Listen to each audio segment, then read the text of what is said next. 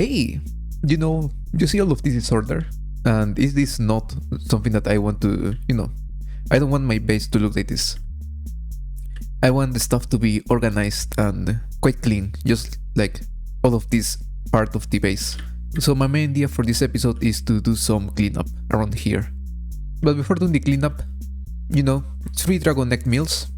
It is not that much. So let's install half a stack more of dragon egg mills. I know this is not the most efficient thing. We are losing 90% of efficiency, but dragon egg mills and dragon eggs are very cheap. They are very, very cheap, so we can spare a bit of them. Now with those new dragon egg mills, we should be able to install one more line for flour, which we will be using to make bread, and one more phytogenic insulator for brown mushrooms. And this way we will be able to produce way more pizzas. Now with all of these improvements, adding more flour and more mushrooms, we should be able to just install the maximum amount of speed upgrades into each of these culinary generators. This is going to be quite nice. By the way, each upgrade speed, it is quite expensive. It requires the previous tier of upgrade speed, and this last one requires air build infused iron ingots and drops of able.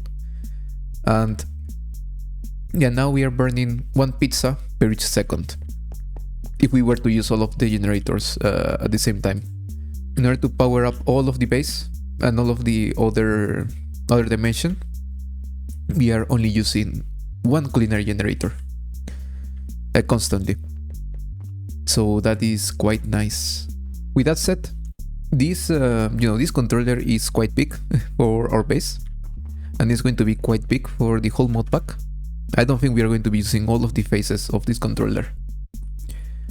And what I want to do as well is to get into some applied energistics, especially the auto crafting.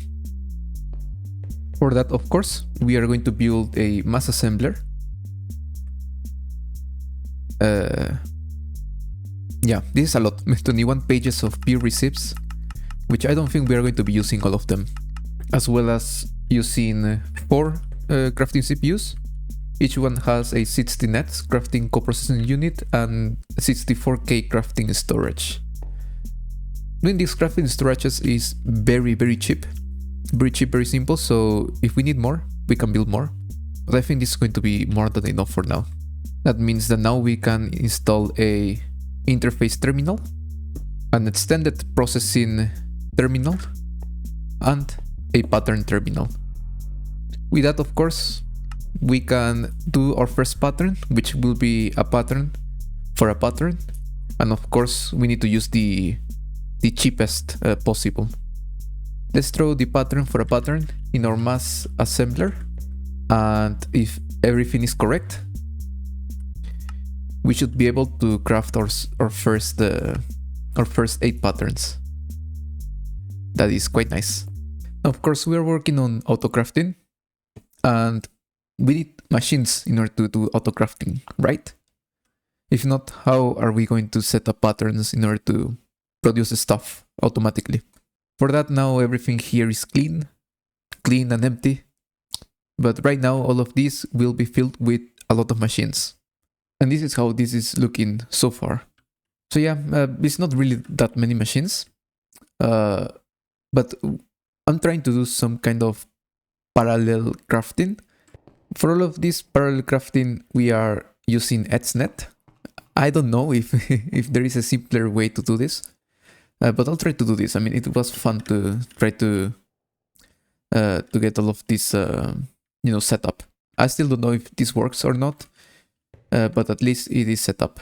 The idea is that we have a chest per each column of machines that we are going to parallelize. We will input the ingredients from the interface to a chest. The chest will be extracted, all of the items, and distributed to the 4 pulverizers, furnaces, compactors, and gear compactors things.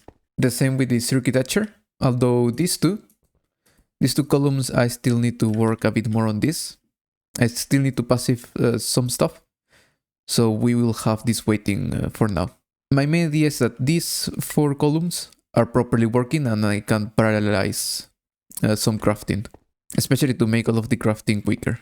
So it gets distributed to the machines, and then the outputs from the machines get extracted from the connectors and then exported into an interface, completing the crafting. To know if this works, maybe we can start by setting up a receipt for copper gears.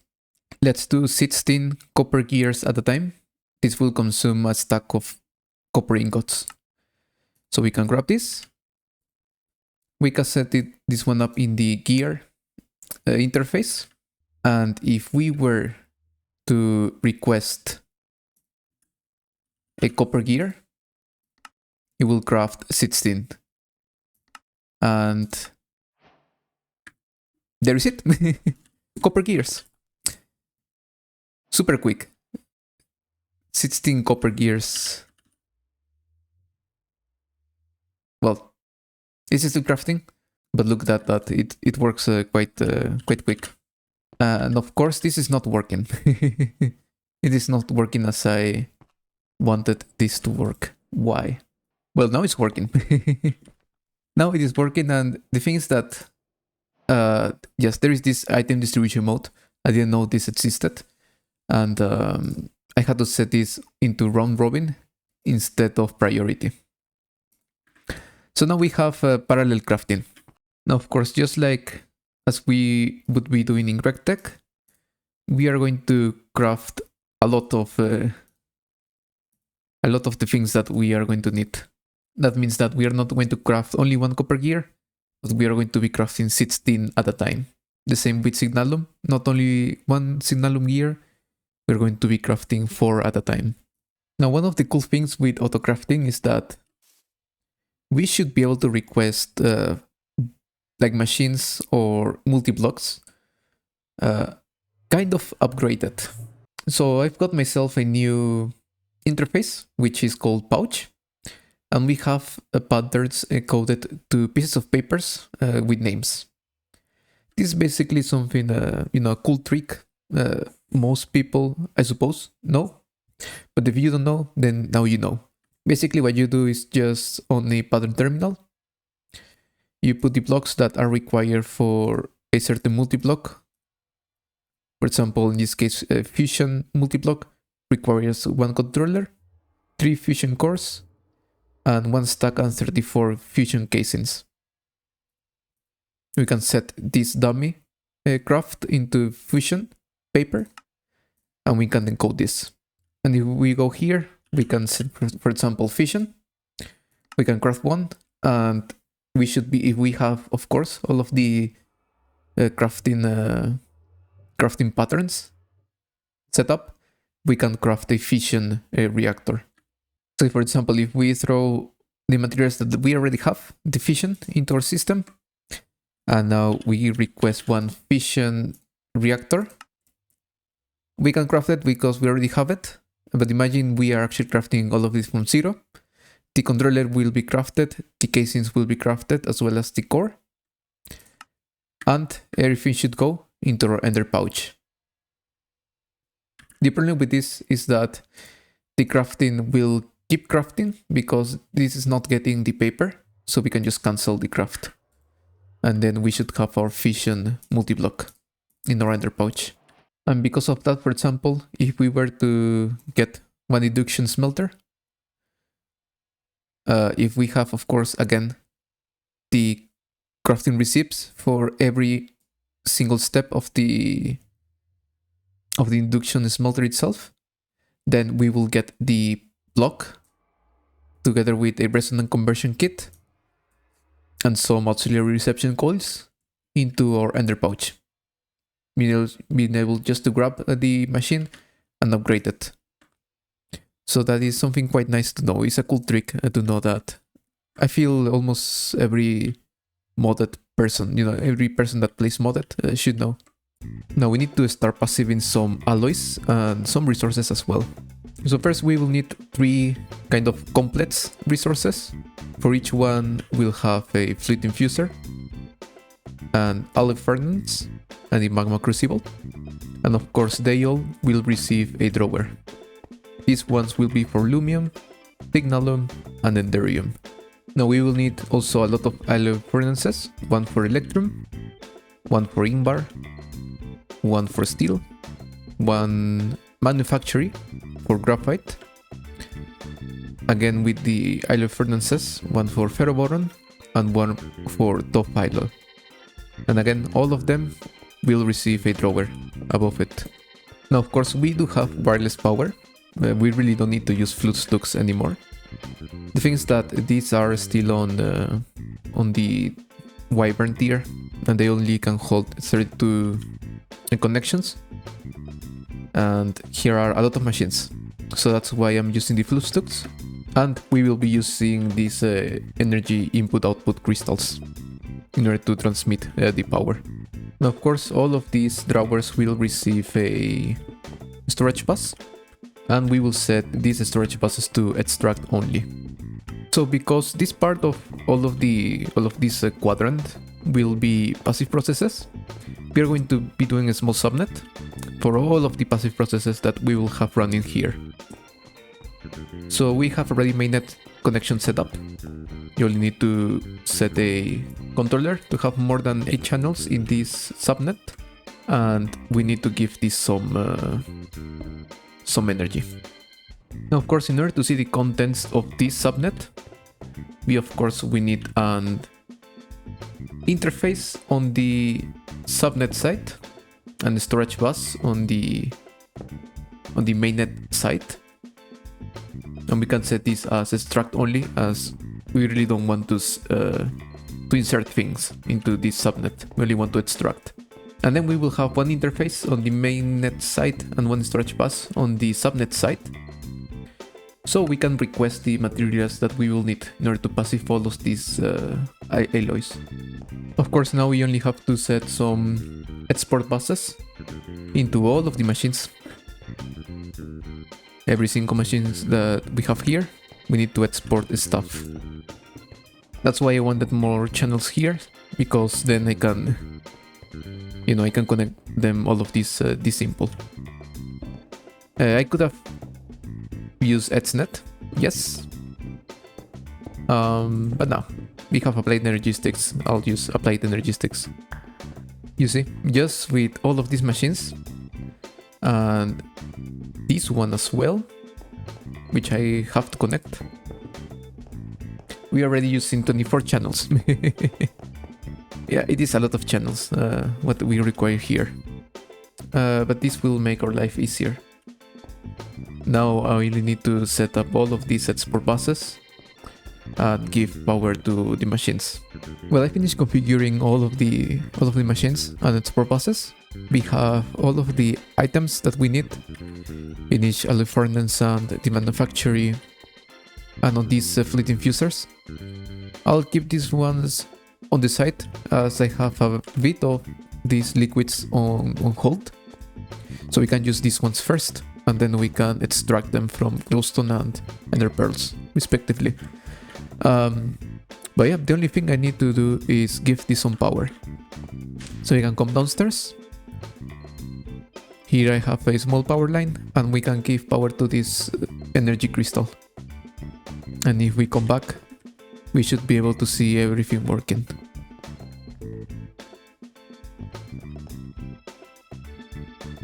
Or maybe not. Maybe not. Maybe not, because this has to be on output mode. And now everything should be working. Yes, everything is working. We are producing everything we need.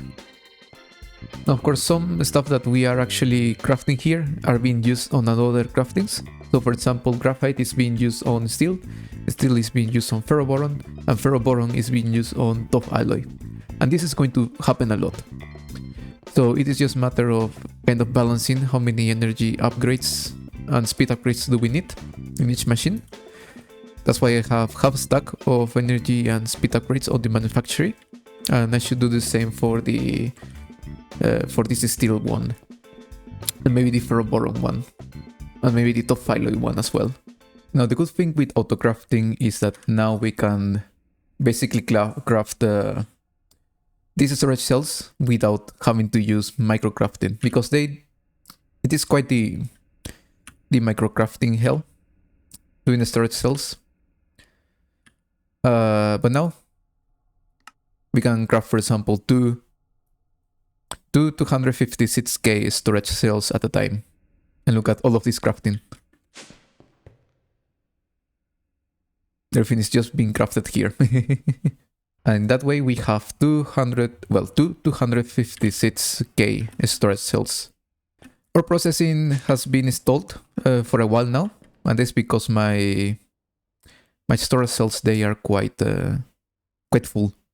So what we'll do is have these two storage cells filtered to some of these ores that we are processing, and we can just throw it in here, and they will start filling up. As you can see, now it's filling up very quick. Very quick again.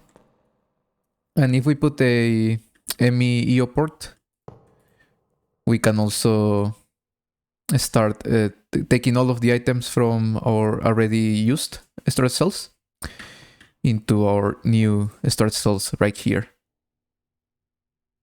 And everything is filling up fairly quick. Now we are still receiving stuff that we don't want from here. So what we can do is take out this export bus and replace it by an storage bus. And we can filter this with the rubbish that we don't want. And then we should be ready. We should be able just to leave all of this running again. We won't have to worry about space in a very, very, very long time. So, I've got a situation right here. And yes, I am in creative because I have a problem with industrial foregoing. Simply put, these machines, the mob crushers, they weren't crushing the mobs. What happened is that I don't know why or how this would work normally. So fortune add-on together with the range add-on, each cycle it would kill all of the mobs that were on the area, on the working area. That was working all fine. There I had some problems, not with the mod itself, but rather with loading these chunks whenever I logged in again. So all of these machines would receive power. That was the only problem I had. So there would be like a couple of times that all of the zone would be filled up with mobs because these machines weren't receiving power. Now the problem is that they receive power, but if I put just a range add-on, the block breaks.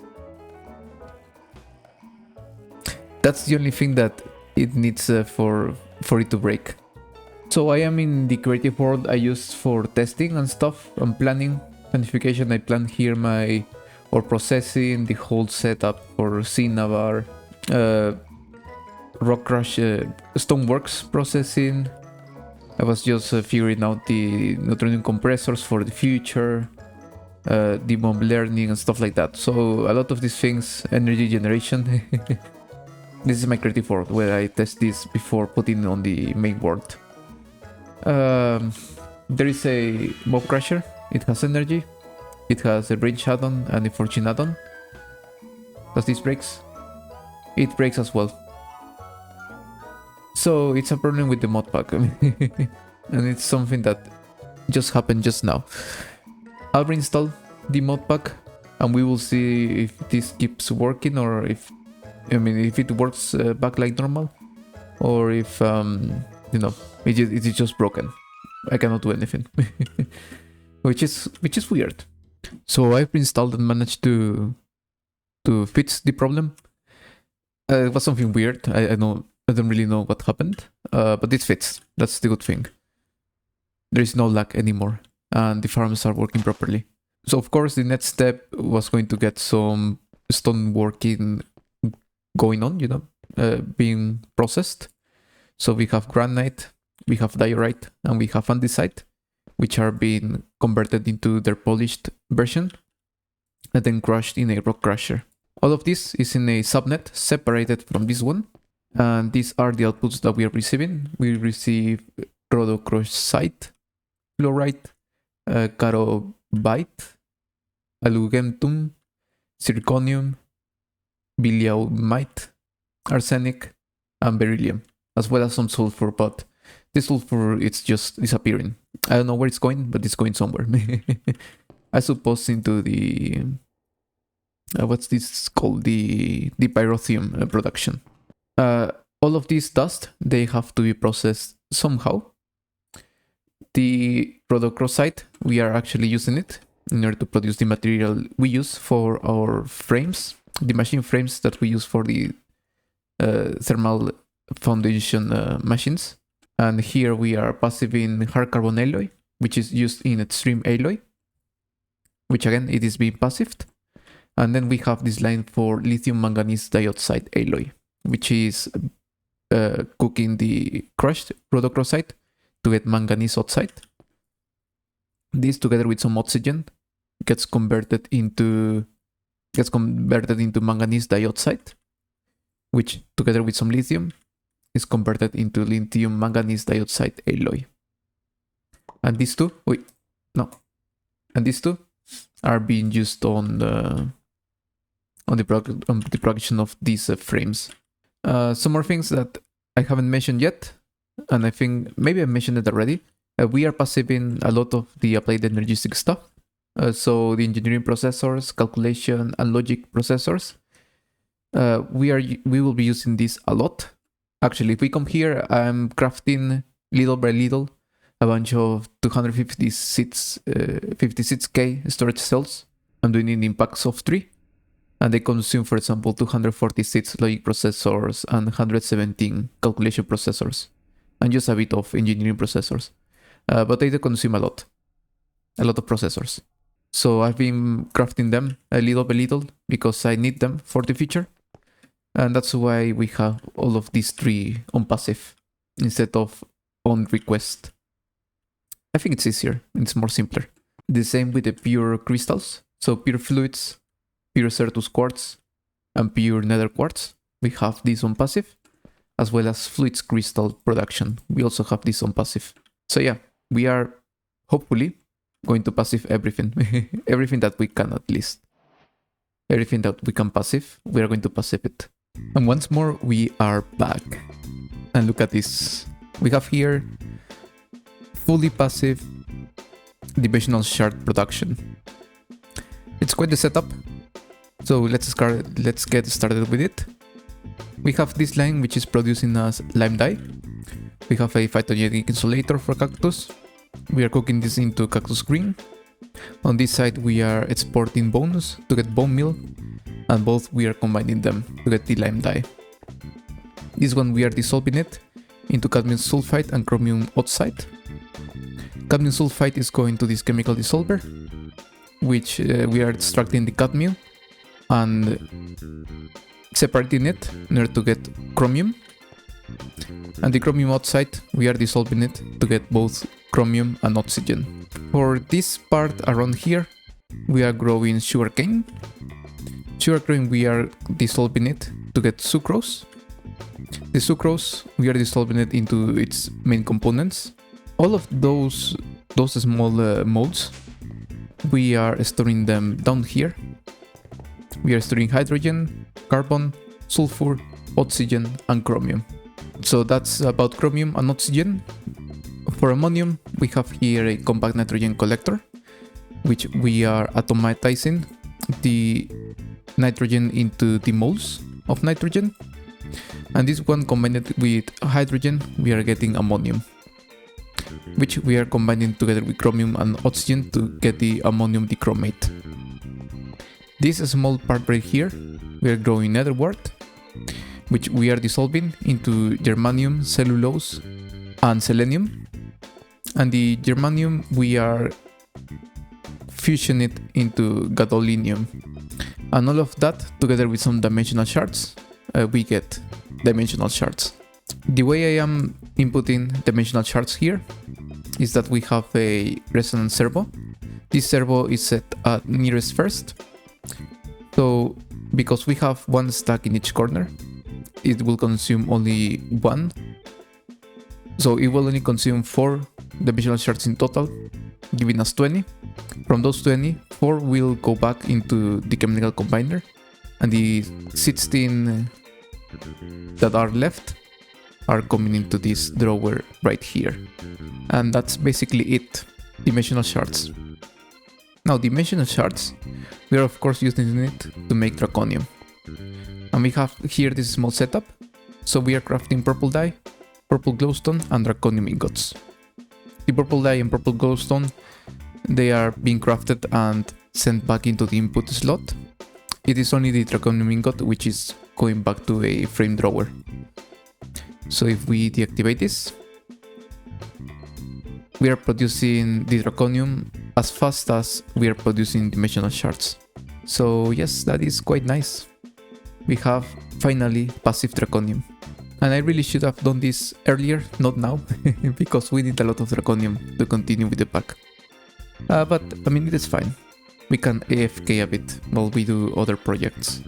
And talking about other projects, we have 30 seats, 250 sets storage cells, and we should be able to craft 3 more. We need 81 in total. Well, we don't really need, I want 81 in total. But yeah, most likely that's going to be either for the end or for the next episode. So I've added a bit more of these kind of ingot formers, let's call them. Getting sets, combining, well, not combining, but more or less synthesizing the molds into ingots. So we have for chromium, selenium, cadmium, neodymium, barium, and tungsten, which are 4 of the, well, not 4, 6 of the most used ingots, especially for fusion and fission multi-blocks. So it's quite important to have these ones on passive. I still have some problems producing barium and tungsten, but hopefully on the next episode we will solve this. The same happens with neodymium. And I think I'll leave the episode around here. We've done a lot. Filling all of this small zone here was quite a lot, and cleaning it as well.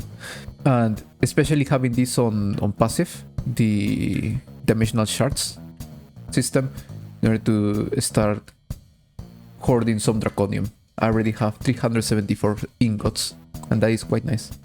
So yeah, I'll just leave everything here being produced. Here I already have 43 256 storage cells. Again, we are going to be using these ones a lot, because in the next episode we will working around this zone. Now I won't tell you right now what's this about, but most likely if you have already played the mod pack, you should have an idea of what this grid can relate to. But we will be working this on the next episode, not now. So next episode will be even more chemistry, but now I suppose it will be actual chemistry, not that much of just passiving and auto-crafting stuff.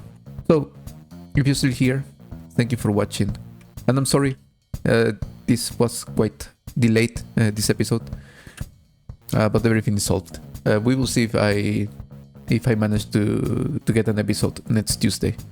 I hope you have a better day, because it can always be better, and I'll see you on the next episode. Bye.